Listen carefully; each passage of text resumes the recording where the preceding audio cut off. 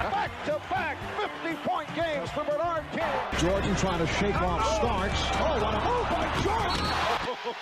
Here's Michael at the foul line. A shot on Elo. Good! The Bulls win!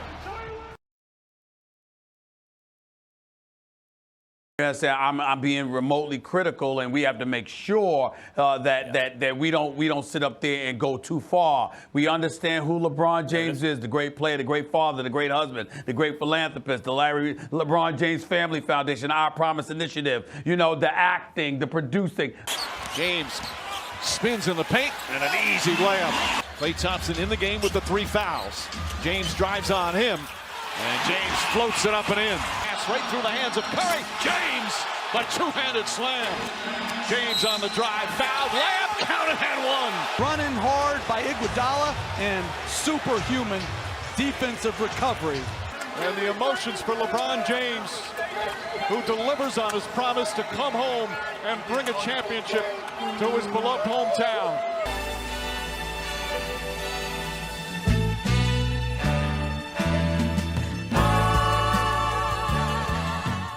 Max, did I miss anything? I just want to make sure. I think you got it all.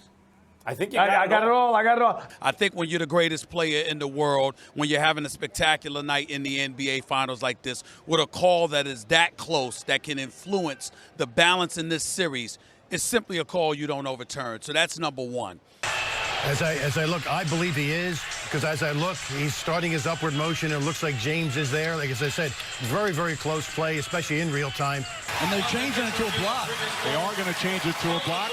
But number two, I don't really know what words I can describe that are fit for FCC airwaves to explain the tragic decisions by J.R. Smith. Hill misses. Rebound goes to the Cavs. J.R. Smith brings it back out. Throws it to Hill. Hill shot blocked. And we'll go to overtime. The all-time mental blunder. But again, didn't cost the game, just cost them a chance to win the game. You get the feeling J.R. Smith thought they had the lead. He didn't know the score. I think, exactly. That's a bad mistake by J.R. Smith. You go 51-8-8. Your starting point go out, miss a free throw.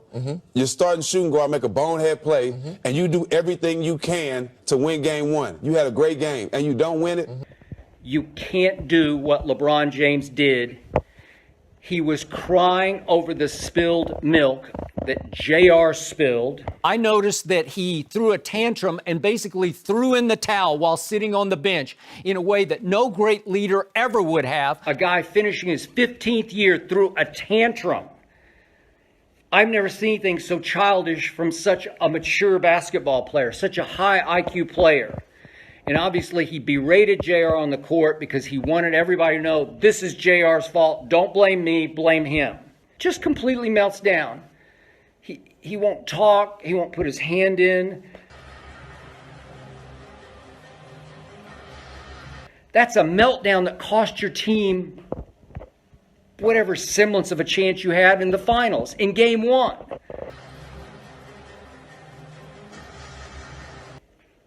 It's just the all-time shameful embarrassment.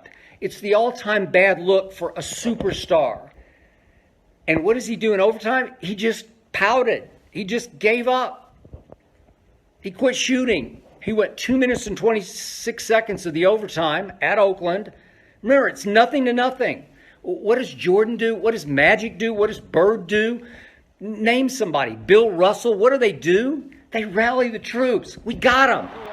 To Livingston. Jordan. Oh, a spectacular move by Michael Jordan.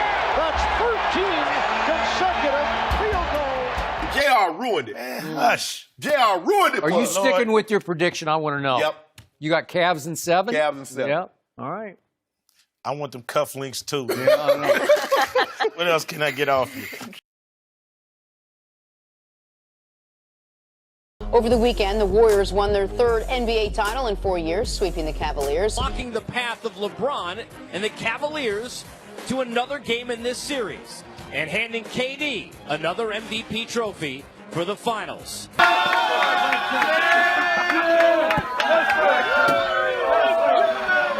It was embarrassing. You got the best player on the planet? You're supposed to be LeBron James. This is just pathetic and shameful for the best player on the planet, one of the greatest players ever. The effort was weak. It was whack. It was just embarrassing. It was a disgraceful effort. I've taken such a beating, and I don't care. It doesn't bother me. One thing I do have is thick skin. But I've taken such a beating. I'm a LeBron hater. No, I'm just a truth teller. I'm just telling you what the guy isn't. So we all know his record, 3-6 in the finals. Keep in mind, this is the second time he's been swept. The Spurs swept him in 2007. You cannot be the king without the crown. Meltdown game 1, kind of a non-game in 2, and then 2 stinkers in 3 and 4. Just stinkers. He stunk it up. Tonight was awful. Coming out trying to pass. His passiveness, and it drained all the energy out of the rest of the Cavaliers. Now, he gave some effort, but then ultimately, he gave up. And when he gave up, the rest of the team followed. And it was that bad. You had to be here. You had to see this to believe it. They got their butts kicked, period. This was pathetic and shameful on LeBron's part. Yeah, I agree with Chuck. I mean, he's a great player. He should win one. What'd you think? It went really fast. This is a sweep. Shout out to Golden State. Damn. Cavs got their ass swept. They quit. They quit. Just did not seem mentally or emotionally engaged. He packed it in. I mean, he gave up, right? He gave up. It seemed like he gave up. I'm not surprised by it, but I don't want to hear another lame excuse for it. I just don't think it's a big deal. He got swept, Stephen A. Man, look at this nigga crying because LeBron lost. Like, we all knew it was about to happen. Why is you crying, my dude? Calm down. 4-0. Take it like a man. Go home, bruh. The fact of the matter, it was a big deal because we're talking about the game of basketball here. And I repeatedly bring up the fact that one player, one superstar can get you a game. Allen Iverson is a difference. Y'all making my point. He's no dog. AI can get you one at 6 feet, 160 pounds, soaking wet, going up against Shaq and Kobe. Why can't I look at LeBron James? You go back to, 2001 when the Lakers played the Sixers. Allen Iverson was able to get one against Shaq, and I think they swept through the whole playoffs until they got the finals. That was their only loss, and AI had 48 in that game and got a win. Why did AI get you one? That's because of heart. It wasn't because of skill. It's because of heart. Here's Iverson. Lou the defender. Stays right with him. Allen wants to go. Wants the baseline. Fade away. Yeah. I know game 1 should have been that game. It didn't happen. It wasn't on him, but I feel like he should have another game like that to get at least one win. Like, I love the fact that Iverson was able to do it. He gets extra credit for beating the Lakers that year when he really had no business beating them even one game. One of the all-time great postseason teams of all time. The only game they lost all playoffs was to Iverson. Amazing for Iverson. He gets extra credit. 7 straight points by Iverson. Looked like he was dead in the water. The Sixers by 4. 40 seconds left. He ran Kyrie Irving out of town. Kyrie, why did you leave us? Kyrie Irving has established himself as a superstar in this league. He's a champion. He's a big-time guard. We all know what he brings to the table. And we firmly believe that if Kyrie Irving were healthy, Boston would have been in the finals this year Clearly. instead of Cleveland. You let something get back to Kyrie. Once Kyrie heard it, he was done. He don't care what you're saying now. You try to get him traded. Now you done without Kyrie. I'm giving you fact. I'm not speculating. Dan Gilbert did trade him, but Kyrie Irving won trade. And Max, even you have to co-sign this. Where did Kyrie Irving sit for 2 hours? And what did he say? And how did he say it? The man did not want to be there any longer. All I'm saying is at the end of the day, this is LeBron James' team. I don't think it's too much to ask to get one game. To go from 5 minutes in the second quarter to really when the game is over in the fourth quarter and don't score a field goal, that's ridiculous. He's the biggest, baddest freight train I have ever seen powering to the basket. You're LeBron freaking James. Shoot the shot. They embarrassed competitors across the sport because they got their butts whipped. They laid down. They laid down like a bunch of dogs. And he threw a tantrum. He threw in the psychological towel. I've never seen anything like it. He quit on his team right there in that huddle. Very demonstrative, trying to make a point, has the attention of his teammates. What's the greatest thing about sports? Upsets. Well, how do upsets occur? It's when the team that's not as good as the other team beats the team that's better because they just play better, right? I'm just disheartened because, listen, I didn't win a championship, but I always competed. And that was not competition tonight. There's a lot of talent on that team, but they just wait to see what the diva's going to do. The blind witnesses, the apologists will mask. And the best thing actually that could have happened to LeBron against this Golden State team was to get swept. He'll get more of a break getting swept because everybody will say, oh, he didn't have a prayer. After the comments the other day that we don't have a team and, as good of a team and there's less room for error, then that means you take it upon yourself and you handle it. That means you do it. I don't want to hear that shit, LeBron James. They got more talent than you. Cleveland was in position to win the game against the vastly superior Golden State Warriors. Doesn't mean you're baloney. I'm calling baloney on both of you. They had it. If he's that guy, he gets it home. And he picks the team. So you can't say he don't have enough talent when he got JR the money, when he got Tristan Thompson the money, when he got he made sure Kevin Love stayed. He made all these moves as a GM. He's trying to show the blind witnesses, don't put this on me, put it on my team. I don't have enough help. I don't have enough help from my coaching staff. You don't have this. You don't have that. No. Rodney Hood, he was the sixth man, took the most shots on the team. The drama king.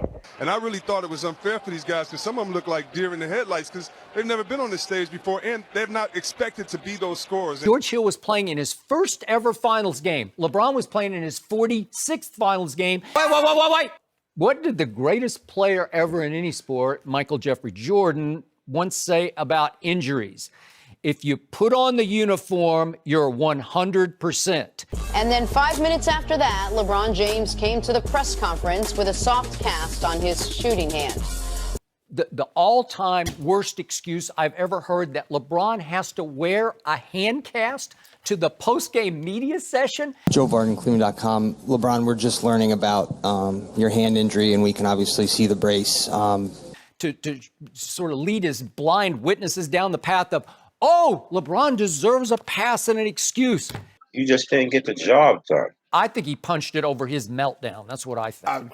Can you take us through what happened and if it caused you any problems over the final 3 games? What happened? Self-inflicted. Wait. For him to do that, that was real selfish. A lot of people saying LeBron was been selfish during the season as far as his stats and all that stuff. Well, punching the board, knowing how much a team needs you. With your shooting hand. I think that was real selfish. I do not believe he had anything more than a bruised hand, if that. It really didn't look like it affected his game at all. I mean, he was still dominant. At times, I think his heart was questioned. I don't know if he punched his heart against the whiteboard because at times it looked like his heart was hurting. He wasn't competing, wasn't giving the same energy that we normally see from LeBron. So who doesn't play with some bruised something? You know it, and I know it. How did, in games 2, 3, and 4, how did he make 22 of 27 free throws with that almost broken hand? It's a miracle. I just think it was too late to come out with it. This series was over. Hey, if you hurt your hand, just say you hurt it, but don't bring it up and try to make it the topic of taking away from getting swept. Janet, wait a second. The season is over. What do you need to put the cast on after the game for? It's done. We didn't see it in game 1, 2, or 3. All right, but we're going to see it after you get swept in game 4. Once again, trying to control the narrative. They really rubbed me the wrong way. I do agree, Skip. It was bad optics. I don't think he should have worn the cast. Right. I let the emotions get the best of me and pretty much played the last 3 games with a broken hand. So that's what it is.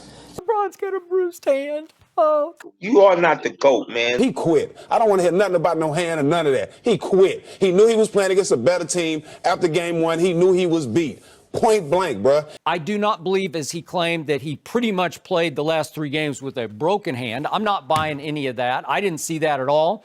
Heal your hand up, have a great offseason, figure out where you're going, but do not make that as an excuse. Y'all got swept by a better team.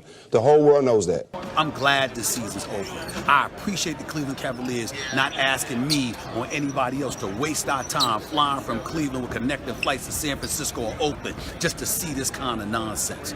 The effort was bad.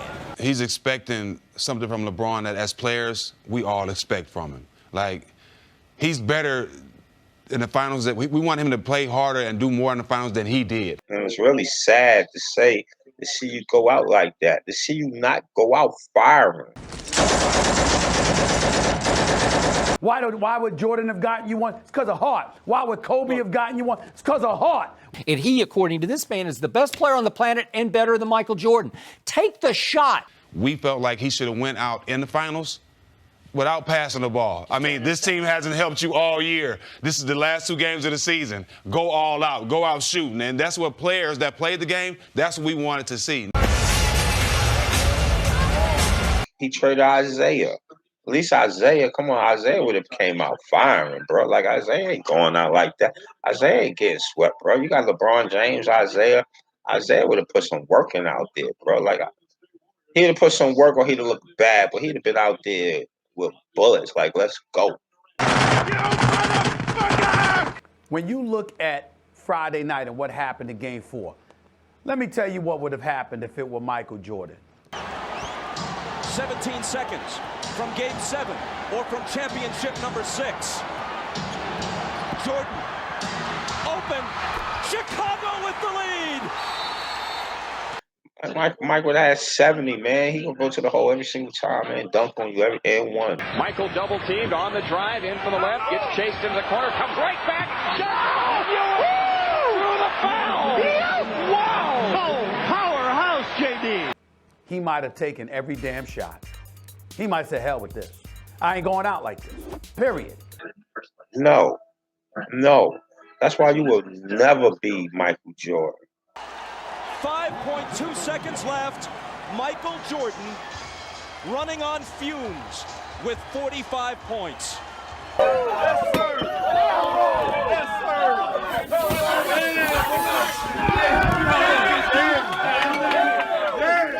I'm not dissing LeBron. I don't want to hear no more comparisons, though. Not like this. You don't go down like this.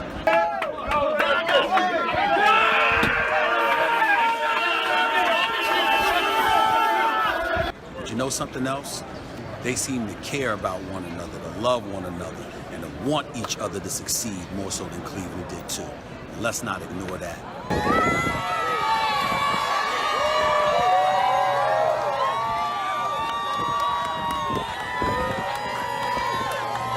We can walk away choosing to celebrate that about Golden State, or choosing to be repulsed by what we saw by the Cleveland Cavaliers. Thank you, LeBron. Appreciate it. Who's next? Who?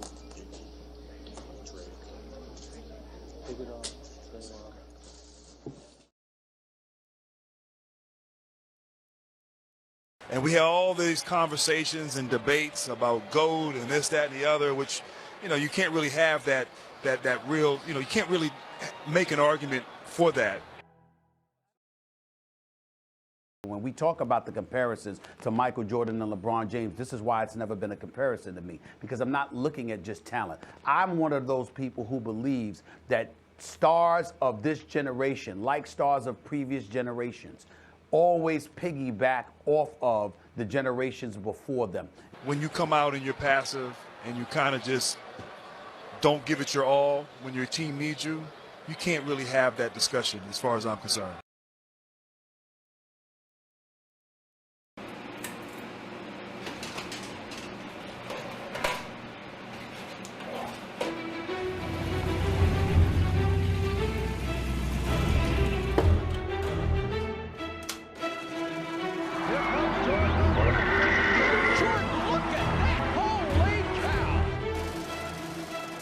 Back to Michael Jordan, jumper from out on the left.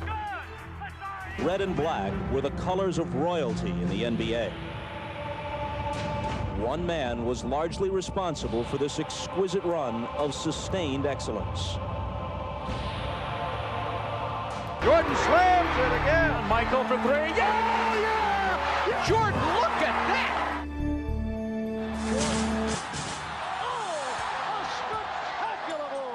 Michael Jordan has done what seemed impossible. He has added to his already exalted reputation. Chicago Bulls have won their 6th NBA championship, and it's their second three-peat.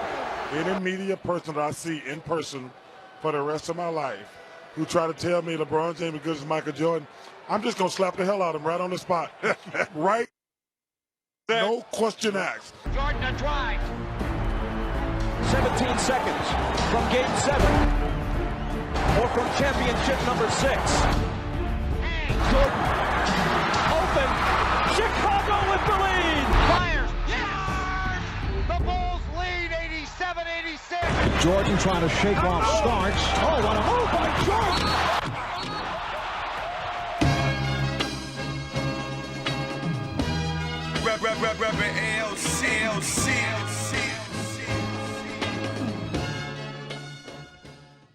People don't understand. It's not his jumping or his jump shot or his defense. It's his inner guts and his inner heart. You're going to have to cut Michael Jordan's heart out to beat him. There's something compelling about this guy, so likable, so beautiful to watch, and yet with the athletic heart of an assassin, and just look right through you. The look that he had, it was like, whatever you do, whatever you say, we're gonna beat you. And once you get him like that, all you can do is move aside because there's no stopping his freight train. He's like a pit bull. If you look at a pit bull in the eye, he takes that as a challenge, and he's gonna bite you. The best way to play Michael Jordan is start looking this way, this way. You don't never make eye contact with him, because then he's gonna go out and beat you. Stolen by Michael. MJ on the run.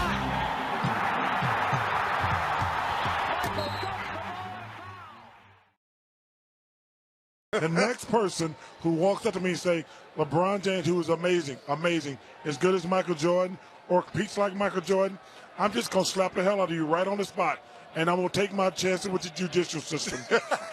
Well, not better than Michael Jordan. Not better than Kobe Bryant.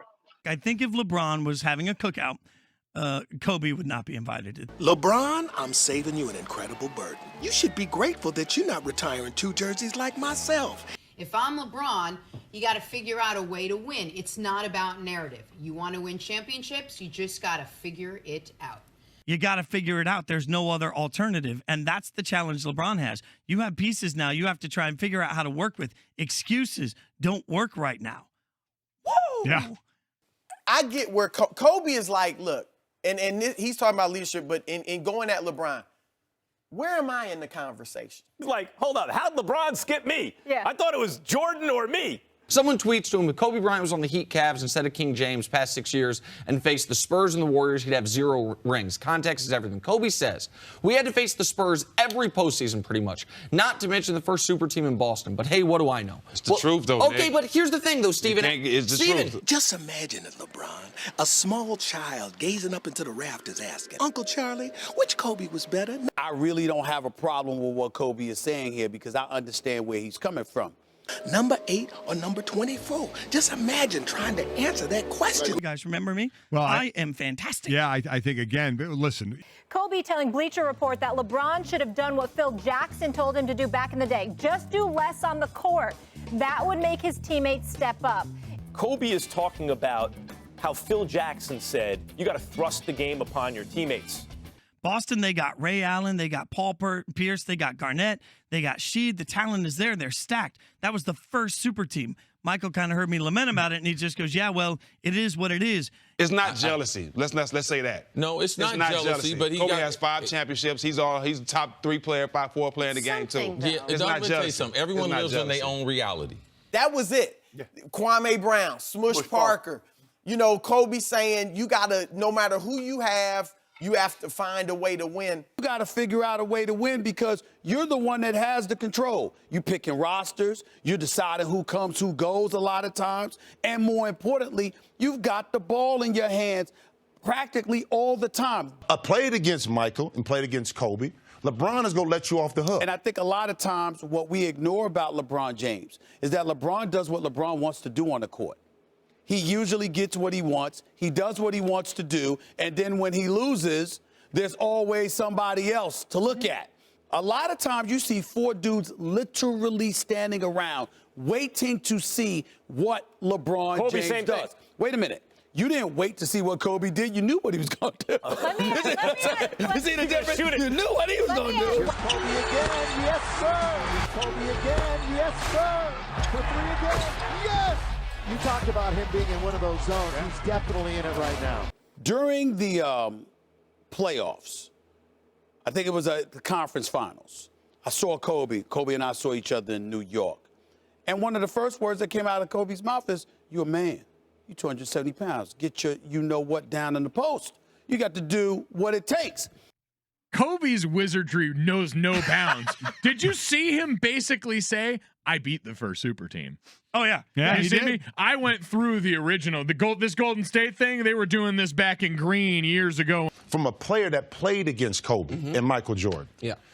we view things totally different because Michael Jordan and Kobe Bryant not going to let you off the hook. Forget the numbers. I'm talking about great competitive. There have been many, many occasions where I would have liked to have seen him accepting the tougher defensive assignment, and that is not something that he has been prone to do. These players, they all get along. When we played, we didn't work out together. We weren't on the same team. So this is a true example of the era today. They don't want to compete with each other. They want each other to succeed and get points and score all the points. I've never seen Jordan run from a defensive assignment. He was a better defender. LeBron pointing across saying, "I'm locking you down today." Yep. That's why we would never put him in the category with Jordan or Kobe. I played plenty of games with Kobe. I seen Kobe, the star player, scoring points. Kobe like, "No, I got him." I have never seen a game where LeBron has come out from open and tap and said, "You know what? I got him. I'm shutting him down." I've never seen him do it ever. I haven't seen it neither. Any good stories you have about Kobe? I mean, When I was with the Lakers, Kobe, we were going to play New Jersey Nets, and it was Vince Carter. Kobe had it out for him. He's like, "I'm about to get up into him from the beginning of the game." When I think about the MJ and the Kobes, and I'm asking myself, what is it that I loved about them? Forget their extraordinary talents. That's a given. It was the fact, forget them wanting to be the best. That didn't tell the whole story. He wanted to guard the best player. Even with myself, even if I start talking trash at him, he would always tell Scottie Pippen, "Look, I'm taking Gary tonight." They had this attitude where if somebody even mentioned you in the same breath as them, they wanted you. Bryant all over Vince Carter. Carter not happy about it. Draws the foul, but he has some words for Kobe. Can't guard me like that, man. Trust me, I've seen it. And I've seen LeBron where he's been in situations too, just knowing how he's grown up and how he's played. He's always been accommodating to his teammates. Yep. He's never wanted to push away. He's always wanted to be inviting. That's his personality. That's who he is, and that's who I judge him by. Michael Jordan really didn't have a mindset of, "I don't care if I do tire myself out. I'm going to go and take this guy because I want to prove to him that I am the better basketball player." LeBron just don't have that, so we shouldn't expect that from him. He's never had dog to me. He's just always been great. He's never had the dog in him that Kobe and Jordan had. I've never seen that. I've just seen a great player. So when you say he doesn't have the dog in him, I agree with you because I've never seen it. He's just great. LeBron will initiate the offense. He'll score a little bit. He'll rebound a little bit. He'll do all the things within the team. Michael Jordan was a scorer first, second, and third. If this was a pattern, I would say yes, he ain't got no dog. But the dog you're talking about is Michael Jordan and Kobe Bryant. That's on a whole nother level. LeBron has never been that. LeBron ain't built like that. And the Bulls do not have any timeouts remaining. Craig Hodges, the three-point specialist, has checked in. Here's Jordan on the pull-up. Yes! And the game is tied at 92. with 3 4/10 seconds remaining. It's hard to knock LeBron because he's done everything right, but at certain times, as players like Kobe and sometimes me, I would like to see him do more. You're LeBron freaking James. You make the play, you make the shot. Michael Jordan doesn't pass in those scenarios or situations. LeBron was trying to get his guys into it. Jordan would have took the basketball and scored every time. He would have scored every time. Every time. Jordan being guarded by Wingate. Shoots over. Yes. Michael is on fire now. I talk about LeBron. I talk about a lot of things that he doesn't do as a player, what I would have done if I was in his shoes. But as far as him as a man, as a player, as a leader, as a teammate, he has done everything right, and there's nobody that can take anything away from him. Wrong. Because that's not who Kobe was as a player. Right. He didn't empower his teammates. He undercut his teammates. When his teammates didn't perform, he talked bad about them, whether it be in a parking lot or to the media or to Stephen A. Smith. No. That's blasphemous. That's blasphemous right there. That's blasphemous. And LeBron had every opportunity. The media was begging him to bang on his teammates this postseason. He wouldn't do it. You know that man ain't better than Mike. You know he ain't better than Kobe, man, when that money is on the line. When you play against a Michael Jordan, when you play against a Kobe Bryant, it's a whole different level. Bryant for 3. Bryant on the move with the jumper.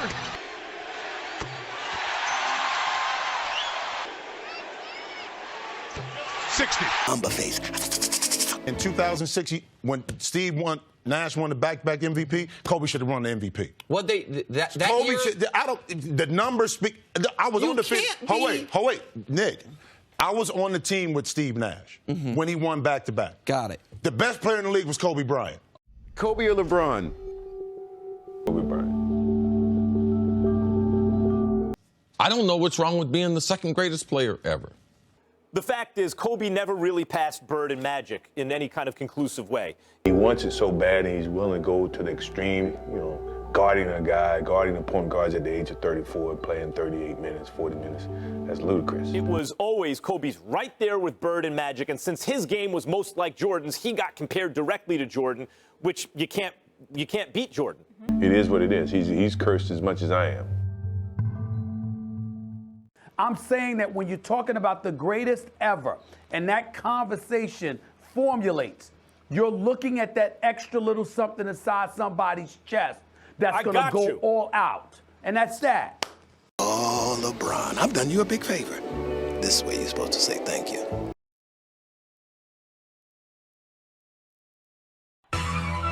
Yeah, we did it, baby. Ain't nothing going to stop us now, boy. What they gonna do now, my nigga? What they gonna do now? What they gonna do with your man? Huh? I'm doing nothing with me right here. All right, Booker? Jordan played basketball when he was 17, 18 years old. A couple years. And there was no doubt, after I saw him, with over 200 coaches watching them play, courtside in the All-Star game at the camp, that I know Michael Jordan was sure enough special. Jordan is a little bit different in both of them to me. I think LeBron is a more all-around basketball player. He gets everybody in. Kobe is more of a scorer. Exactly. He's just a scorer. Right. The dude in the middle is probably everything. You can find a guy as quick as him, but he wouldn't be as strong as him. You can find a guy as big as him, but he wouldn't be as quick as him. So it was tough to get power and quickness and strength all together. To me, realistically, it's probably the closest thing you could ever come to a perfect physique basketball-wise. In my opinion, the best basketball player ever, but probably more importantly, the best competitor ever. First thing that jumps out at the Williams is his competitiveness. He had to put up spectacular numbers, but he also, in his own mind, recognized that the fans came to see him do something spectacular every single game. Jordan off the spin to the scoop. Here's Jordan. Hello. That's worth the price of admission in itself. We marveled at his skills, but the thing that really, made him stick out was that his determination and his will to keep coming at you and never stop. You'd root for a guy, you'd have a big game and maybe a 30, 40-point game, and you'd sit there and root for him. But to see this guy do it every night, and that was what stood out the most any player I've ever seen. Michael was a guy who, he wanted to win. He wanted to achieve that goal, and he was a guy that you could see step up to a certain level to help his team win. Best player I ever saw, no offense, Magic, just incredible in person, but, two things stand out for me. One, just how famous he was, and then the second, homicidally competitive. Really, almost you could say he had a problem. He was so competitive. His entire life just revolved around beating other people. People have no idea how obsessed Michael Jordan is with winning at something. Not just beating you when he was in his prime, but humiliating you, with putting you away, with putting you down, so that you were no longer a threat to compete with him again. Oh, and Reggie Miller came over and smacked Michael. Okay, and MJ is upset about it, and I can't blame him. Yes, sir, he ran right into him, and we got a brouhaha here. I started talking as soon as I got into the league, but I had a bad experience. What was the bad experience? Throughout his career, Michael Jordan gained the reputation of a competitive psychopath. My rookie year, we were playing the Chicago Bulls, and this is Michael Jordan's third or fourth year in. Okay. And we were playing the next exhibition game in some obscure place. And most veterans do not like to play in exhibition games. They want to get to the real thing. I'm a wide-eyed, energetic rookie, and we're playing this exhibition game, and Michael's going through the motion. And Chuck Person, who's on my team, who's a trash talker as well, is like, can you believe Michael Jordan, the guy everyone's talking about, who's supposed to be able to walk on water, you're out here killing him, Reg. This is in the first half. He's like, you should be talking to him. He's like, you're right, Michael. Who do you think you are? The great Michael Jordan? That's right. There's a new kid on town, right? Kind of looks at me and starts shaking his head. So at half, I have 10, and he has 4 points, right? And I'm doing all this talking. He's like, okay. Into the game in the second half, he ended up with 44, and I ended up with 12. So he outscored me 40-2. And as he's walking off, he's like, be sure and be careful, you never talk to Black Jesus like that. Okay, I'm so sorry. I'm so sorry, Black Jesus. I'm so sorry. We called him Black Jesus for a reason. Here's a pass stolen by Jordan. It's a 3-on-2 for the Bulls. Michael on the drive, in for the right, for the jam. Michael Jordan, look at his tongue out over Alonzo Mourning. Yes! And after he comes down, he says, yeah! Jordan was bearing down on him from the sky. He came around Chapman and he went up, and Kelly was going to stop him. And he just did it. He had all that. He just had the mentality to win. The Seattle Supersonics got here by shaking off the specter of past failures. Now these Sonics step onto the NBA's biggest stage for the first time against a team many have already declared the best of all time. Which one could lead their bench to the greatest performance? Michael Jordan with his first. He made a conscious effort to always treat the game as if the game was always 0-0. And an easy three for him. Jordan, yes. It was such a unique perspective because Michael Jordan always wanted to play that possession, and he was trapped in that moment. And Jordan is being guarded by Woodgate. Jordan to the front. He was a phenomenal finisher of the game. Strip with all 9 points in the third. Michael Jordan is back. I think the game's greatest finisher because he had no weakness in his game. Jordan behind the back to beat Gronkowski.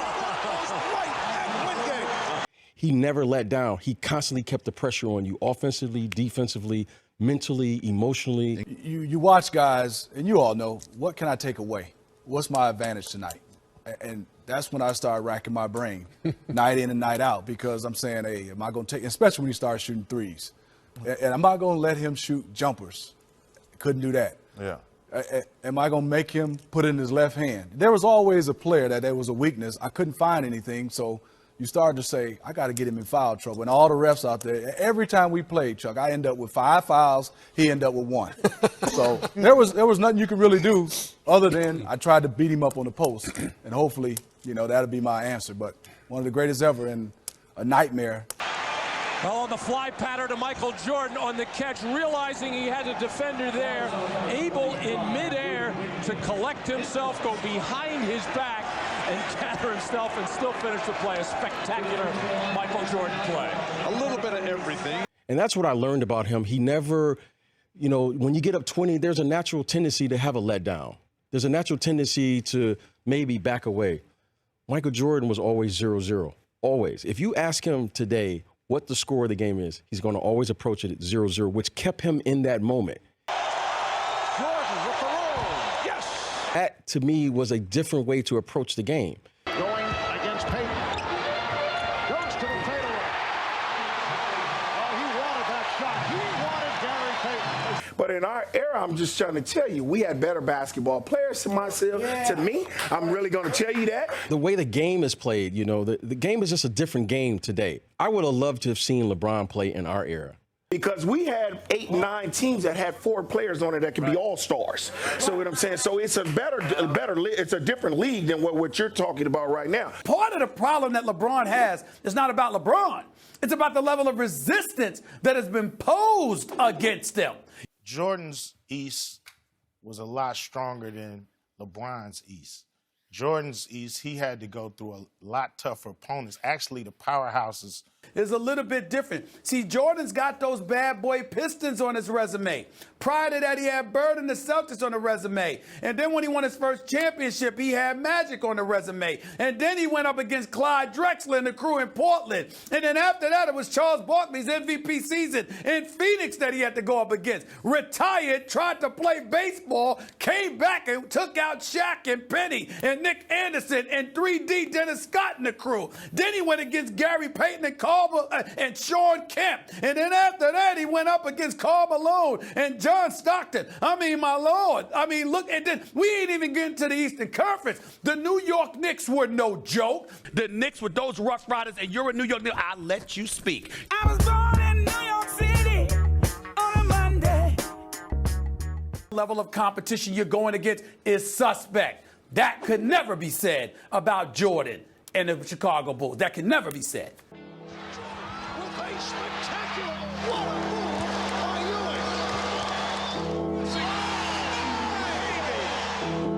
Shot by John Starks. Jordan trying to shake off Starks. Oh, what a move by Jordan. Both clubs going at each other. Michael Jordan and Xavier McDaniel having words. Smith, stopped again. The Knicks over the Bulls in 7. The season ends for the New York Knicks at the hands of the Chicago Bulls. Michael Jordan with 49 points. Here's Jordan. Oh, and Jordan all over Jeff Van Gundy, screaming at him.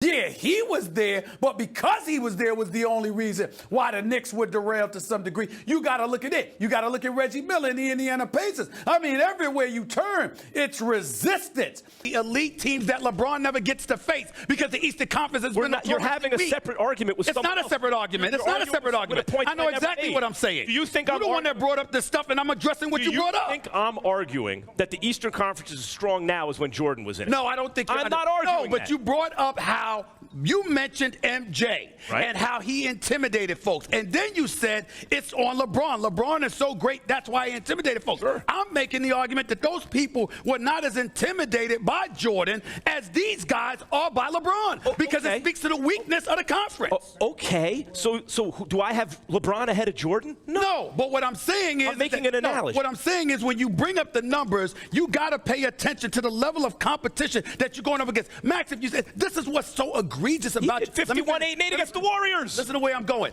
This is so egregious coming from your mouth because you cover a pugilistic sport. You have seen guys walk into the ring so petrified that they have fallen without even getting punched. And I've also seen it. You cannot compare offensive players' stats now to your era. Jordan in this era, no hand checking. I mean, the guy averaged 37 points a night with hand checking. What would that translate into today's game where you can't touch him? Michael Jordan? Are you kidding me? Gary Payton trying to front him. George Karl working with the team on trying to front the post-up players, but Jordan turns. The primary ball handler, the usage rate is so high on offense, they're going to accumulate stats. And they don't understand that just because you average a triple-double doesn't mean what it would have meant in your day. No doubt about it. When he played the game, especially in the fourth quarter, we refer to him as a three-dimensional player. He's either going to score, he's going to get fouled, or he was going to go to the free throw line and make the 2 free throws. And not many players can do that in the last 4 minutes of a game. Jordan was the best. Backdoor feed. He refused to lose. Whatever it took, he took out on the opposition night after night. And Jordan able to get inside. And there were so many things that were different about the way he approached the game and the way I or many of the other players in the NBA. I mean, who goes out and you're up 20 and you're still playing the game if the score was tied? Nobody ever had to tell Jordan to be an assassin. Nobody had to ever, nurture him and baby him into ultimately taking the mantle. Nobody had to do that. Jordan was willing to do that. Good thing for Seattle is how many shot attempts they're getting as Jordan is feeling it perfectly early on. One man, Michael Jeffrey Jordan, was a basketball assassin. Payton coming way too light as Michael rises in the air. He's not where Mike is. Like Mike and Kobe, they wanted to demoralize you. I think LeBron just wants to win. But without question, I want to say this about both. LeBron James is this generation's best player. And I think Jordan was clearly that generation's best player. LeBron's a terrific scorer. No Michael Jordan. Michael Jordan won 10 scoring titles. 10 to LeBron's 1. 10 to 1. Wow, okay. The other guy, LeBron James, is a really nice man. That's what he is. He's a really nice man who's really gifted. Like him, I think he's a good guy. Seems to be a good father, husband. Carries himself well. It seems like he's a good role model. LeBron James, often the mentally weakest superstar I've ever witnessed. There is more than one occasion in his career where we've either seen him wilt beneath the pressure or just flat out say, you know what? I'm done with this. Mentally tough? No. Michael Jordan was the mentally toughest athlete I was ever around in any sport, and I've been doing this for a long time in a lot of sports. We have seen that in his career. They've been justifiable circumstances in the eyes of a lot of people. I can't deny that, but it doesn't negate the fact that it has happened. And when you're talking about the greatest, that's just not something that you want to ever have said about you. When I think of Isaiah Thomas and the guys that just laid it on the line, the real dogs in this league, it's hard for me to go there with LeBron. He's a great player. Wilt was a great player, but they don't talk about Wilt like they talk about Russell. They don't talk about Wilt like they even talk about Kareem. Greatest players have been able to dominate the game, and in those series, LeBron wasn't the greatest player because out of winning those series, that would have made him the greatest player. If that's his reputation, if everybody's in agreement, that diminishes him. And I don't think anyone's even approached being able to compare Michael Jordan since Michael Jordan has left the game. And I love the guy. I love watching him. For me, he backed himself up now. And if he was the greatest player ever, there's no way that he gets to 8 championships and lose 5 of them. If he's the greatest player, he should have won more of those because of his impact on the total game. That's it. That just sums it up. Now, who's the best? I think I'm biased. I would say Michael Jordan, just because mentally what he was able to do, and I knew him. Michael Jordan is not going to back away from any level of competition or any player that comes up. All I know for sure is that the Cleveland Cavaliers had a 1-point lead with 3:11 left in that basketball game. And if you're better than Michael Jordan, you get him home. He was as they called him, the bailout guy at the end of the 24-second clock. Just give it to Michael and he'll create a shot, make a shot. Okay? That's what he did. Way better than LeBron can do it. You just got to get it home. You got to take the game over.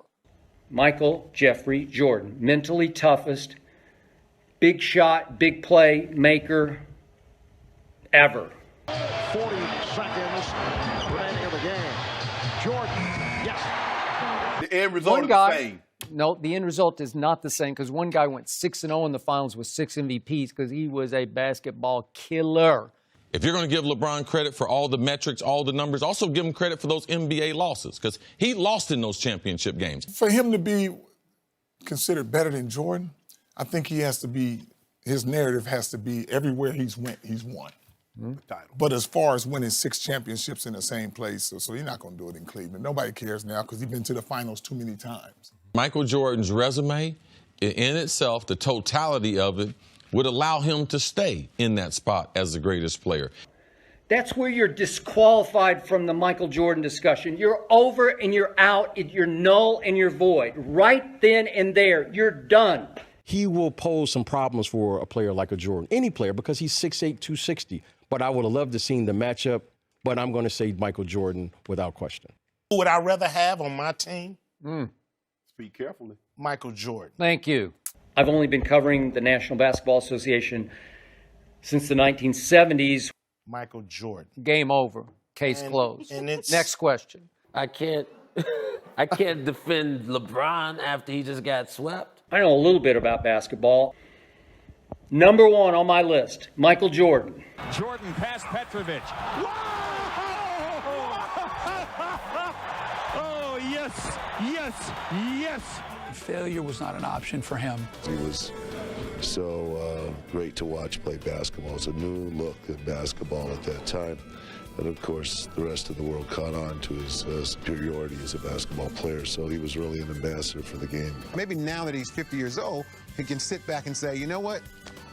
Not only did I play pretty well, I might have been the greatest player that's ever played. During that time, never thought that. Championships have something to do with it because you're on the offense and defensive end. The Chicago Bulls have won the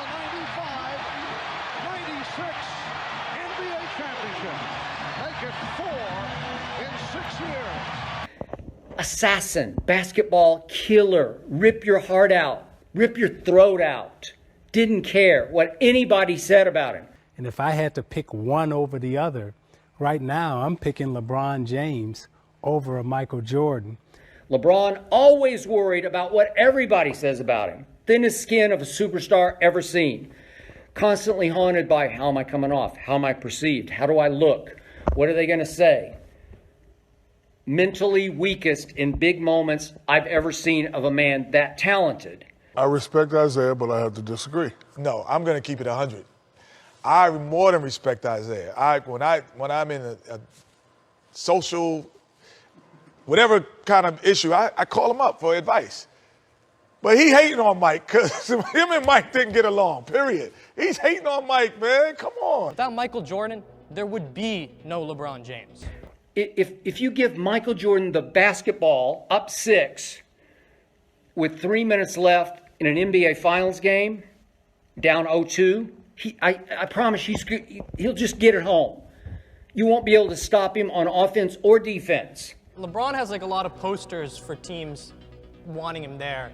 But isn't it true that Jordan didn't need that because he actually stuck with one team and made an impact in one city rather than moving all over, taking his talents everywhere? Here, here. You joined forces in South Beach. You joined forces in Cleveland. You know, he stacked the deck. He's got one of the top, got one of the top 10 players as a teammate that gets another one. UNC against Georgetown, Michael Jordan taking you through. We're talking about number 2, the shot that ended Cleveland's career. We're talking number 3, about Jazz in '98. In terms of clutch? No clutch gene. He doesn't show up, but also, look at when it matters. It's Kyrie who's taking you through with that 3-pointer in Game 7. Leader? No. Big shot taker and maker? No. Ray Allen, who's forcing a Game 6 against the Spurs with this clutch 3. LeBron defenders, you blind witnesses out there, I'm right about this. I've always been right about this. LeBron James is afraid to take that shot down 1. When you need someone to come in clutch, when you need someone to show up, Michael Jordan is the guy who's going to come through. He's chasing the ghost of the GOAT, Michael Jordan. So you can do everything just right. Doesn't mean you're better than Jordan, which he's not. How many rings does LeBron have? How many rings does Jordan have? Does Jordan have 1 championship? Does he have 3? No, he has a three-peat. 1 three-peat, 2 three-peats. Mike, 6-0. 6-0. So you can come back to me when LeBron gets 6 championships. And then anecdotally, Jordan never, won every finals in under 7 games. Every time he played a full season in his prime with the team, he won the finals. No one challenged him. Not a 63-win Sonics team, not a Malone Stockton Hornacek team, not a Shaq Penny 60-win team that went to the finals the year before. They couldn't take him 7 games. And for those who would say, yeah, but Jordan sometimes didn't get to the finals where LeBron's constantly getting there, the first time Jordan played with an all-star, he got to the Eastern Conference Finals and lost in Game 7 to the eventual champs when the all-star couldn't play in Game 7. Otherwise, they would have won. I'll say that right now. And the next year, they swept him once Pippen reached his prime. So that's who LeBron is chasing. Let's talk about this competition thing. So you're telling me Larry Bird and the Celtics, the bad boy Pistons, Magic, Gary Payton, Malone, Stockton, all these guys are not good at basketball. The level of resistance compared to your predecessors, particularly somebody like Jordan. MJ did it all in his career. An NCAA title, Rookie of the Year, 2 gold medals, and 6 NBA championships. But it doesn't end there. Add 5 regular season MVPs, 6 finals most valuable players, and 10 scoring titles, the most in NBA history. The most advanced metrics, like when you look at the most advanced numbers, the stats favor Jordan. In his prime, he was better than LeBron by the most sophisticated kind of numbers crunching you can do. The most cutting edge ones say, it's close, Jordan was better. Did you know that the Jordan Bulls never lost 3 consecutive games from 1990 until after he retired? He currently holds the record for most points in a single playoff game with 63 and has 8 50-plus point playoff performances, 4 more than anyone else. Stephen A., what did you tell me Michael Jordan told his teammates when they said they needed to bring their A game? He told 2 players that in the elevator. He didn't tell the whole team that. What'd he say? He said, bring A game. But it comes down to when we've watched Jordan, who religiously averaged over 30, who was an all-defensive player, who was a leading scorer, who did this, who did that. LeBron's better because Michael Jordan's 55 years old. I mean, that's true. He puts it in on an amazing move. Under 4.5 minutes to go. Here's Jordan. Oh, yeah! John, you're out of the action. I'm shooting this ball here. Oh, what a drive. Oh, what a drive. Jordan on the move, baseline left. Huh? Oh, no. Oh, no. Yes. Leaves the middle open. Jordan, what a move! It counts on a sensational clutch pump. Jordan, they isolate for him. Driving. What a move! Jordan on the breakout. Driving all the way and jammed it home.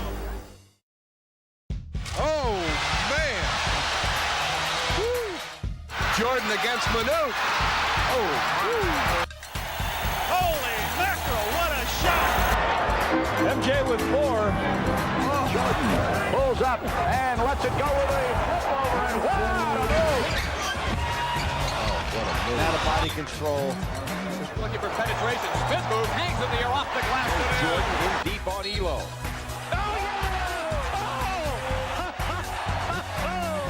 And it always happens to Craig Elo.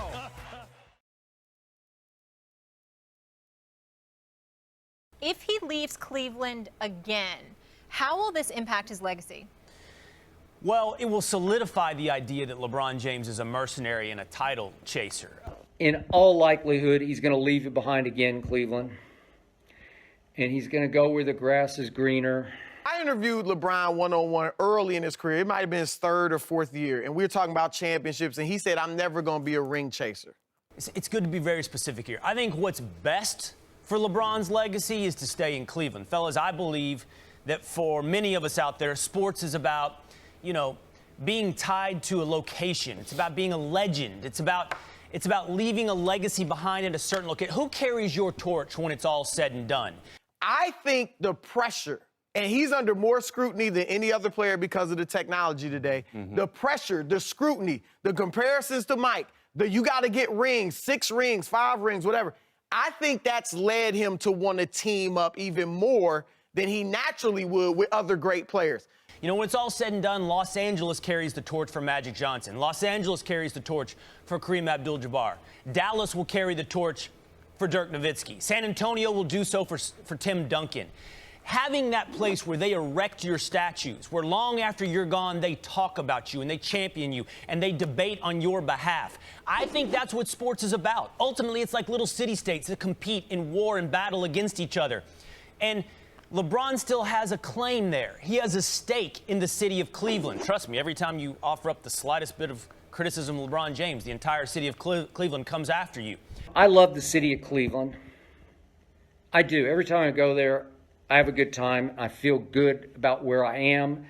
And I've met a lot of Cavalier fans, and I like them. They're good people. I know it's hard to stereotype and characterize every Cav fan. I'm sure a bunch of them hate me for being truthful about their man LeBron.